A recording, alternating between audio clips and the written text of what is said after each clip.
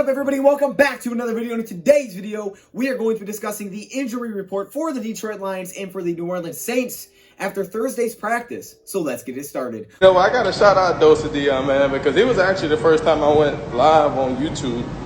And, guys don't know, DoseOfDion, he put out a lot of good content for the Detroit Lions.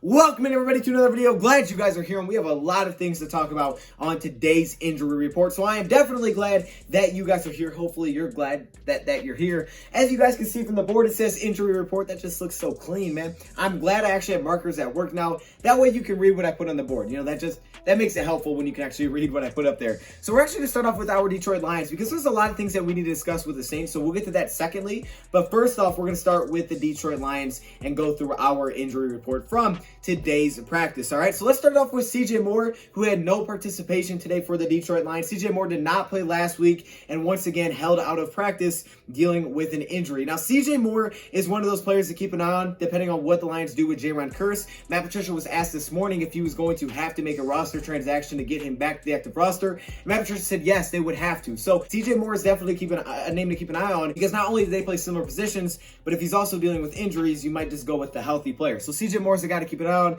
We know Brandon Coombs likes him, so hopefully he can get healthy. But the good news is he's the only player that we have with no participation. Hunter Bryant, once again, limited participation. Now, we don't really know what limited means. I mean, let's be honest here. We hear limited, it could mean more limited than this guy, but less limited than this guy. We don't really know what that means, but it's at least better than no participation. And it could be very close to full participation. We're not exactly sure, but we do know that the guy was on the field. So once again for Hunter Bryant, back-to-back practices on the field for the Lions. That is great. Matt Patricia also discussed Hunter Bryant this morning, and he said what they saw from him in training camp, they felt like he could help them win football games. So they just want to see him get back on the field, but they don't want to, rush him into it and not put a healthy player out there.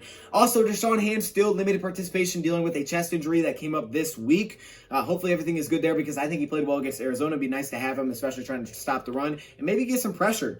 Also, Darryl Roberts has now shown up on the injury report. He was not there yesterday, but he showed up today, so I'm assuming something happened in practice. He's dealing with a hip injury. This is our slot cornerback. Now, we don't know what's going on with Desmond, right? We don't know when he's going to be back. The whole Michael Ford and Bo Scarborough situation, they can both be back once they are medically cleared to be back to the active roster. But again, the Lions would have to make transactions, which I'll keep you guys updated on. We don't want another cornerback hurt, okay? Even if we get Desmond Truffant back, you don't want another cornerback hurt. Darryl Roberts wasn't perfect last week. There's no doubt about it. Andy Isabella made some really good plays on him, especially early. But he did bounce back. He did some good things against crossing routes. He made a good tackle on Larry Fitzgerald. Overall, you just want to have depth, okay? You want to have your guys healthy.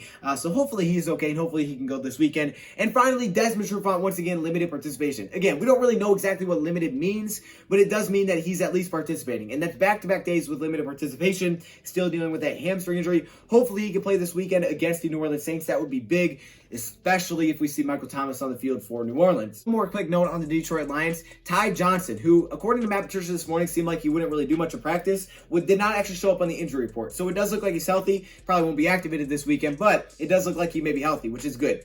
Now, moving on to the New Orleans Saints, starting off with Marshawn Lattimore, who tweaked his hamstring yesterday in practice. He showed up as limited participation, and that's something that's kind of ongoing right now for the New Orleans Saints. Now, this is a short week for New Orleans. Keep that in mind. They played on primetime, right? So this is a short week for the Saints. It doesn't necessarily mean it's serious. I've heard the injury for him right now is not major.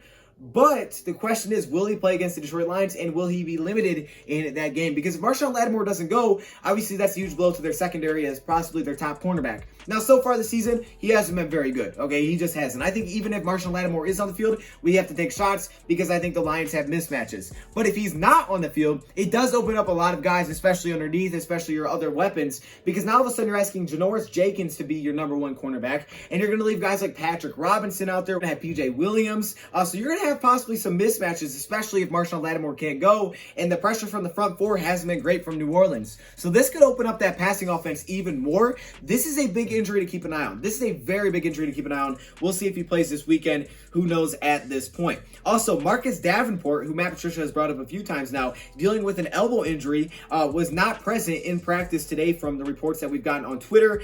He is their defensive end who can definitely help in run defense. Matt Patricia really seems to like what Marcus Davenport can bring to the table, and their run defense is very, very good. So if he's not out there, that could definitely have a little bit of a blow for them. Speaking of the run game, Matt Patricia did bring up how difficult it was going to be to run against against New Orleans Saints and how good their run defense has been.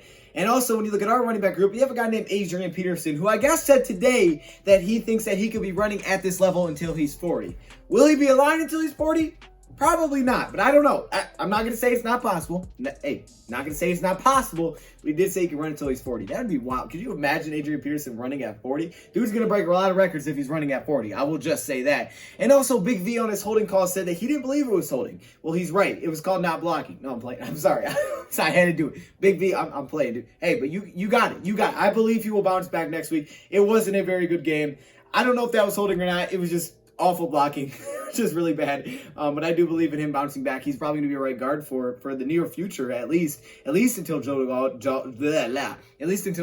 gets back to take over that guard position. He can move back to tackle. But there you go. I just want to throw in those little couple of updates here. Now let's get back to the report. Pete and Jared Cook. So Pete, their offensive lineman, and Jared Cook also, they didn't really see him in practice and the short time the media could look out there. So no Jared Cook is also a big deal. Now they do have some nice backup tight ends that are pretty solid. I really like Adam Troutman, who they drafted this year. I really liked Adam Troutman. Adam Troutman was the guy that I really liked out of that tight end group, and I didn't know a lot about tight ends. I just did like Troutman. But for the rest of them, Jared Cook is very important because Jared Cook is one of those big options for Drew Brees. It's not as big as Alvin Kamara, but he's definitely someone that he's looked to go to, especially without Michael Thomas over the middle, attacking zones. We've discussed it all in a video earlier today. He's another guy to keep an eye on. So injuries are starting to show up here. Michael Thomas was back in practice once again. He practiced yesterday, practiced again today, so he's looking good. He's dealing with that ankle injury. But as you can see, a lot of names showing up here. So the question is, how much will the Saints blitz, right? They're missing a guy like Marshawn Lattimore because they've kind of had to blitz a little bit, try to get more pressure. They're blitzing about 31% of the time on the season, but without a top cornerback, will that change? Things are definitely going to change, and that's once again why I think the Lions must take shots, especially if he's not playing,